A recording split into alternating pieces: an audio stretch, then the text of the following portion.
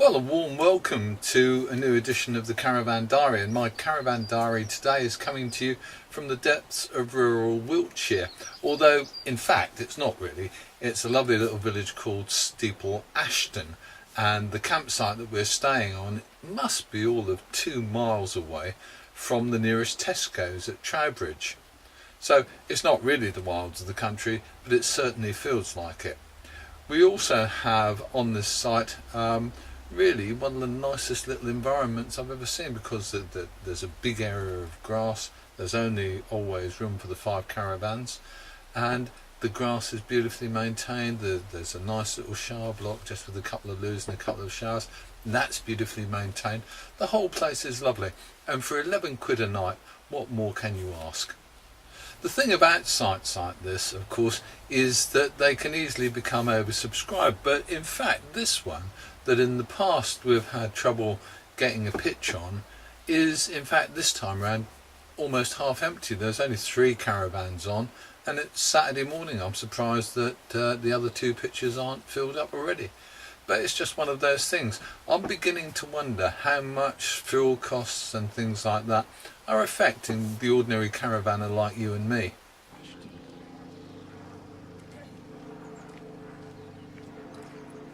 This is the village of Steeple Ashton in Wiltshire. It's a few miles away from Trowbridge, the county's capital, and it's a lovely place. We've caravanned here several times over the past 5 or 6 years, but in fact we've never really wandered around the village until today, and you don't realise just how much beauty there is in the small town that you stay in, because you stay somewhere and you tend to drive out several miles to see something new and interesting. Apparently there's been a settlement here since about 964, and the church was built around 1500, but it's surprising how short the list of incumbents is if you go in and have a look.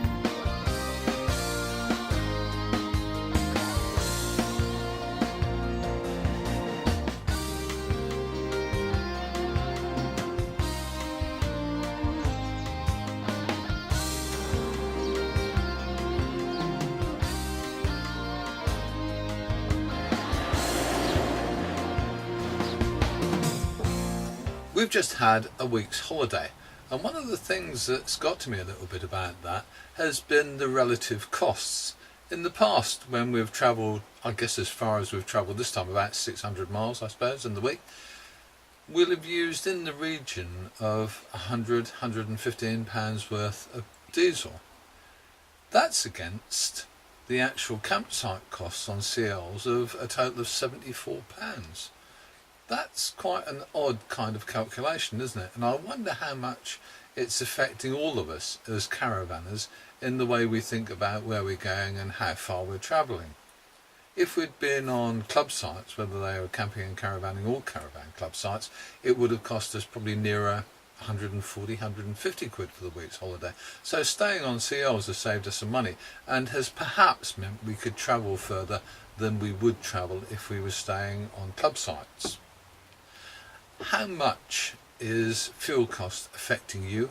How much is it affecting what you're doing? I'd love to hear from people on this webpage.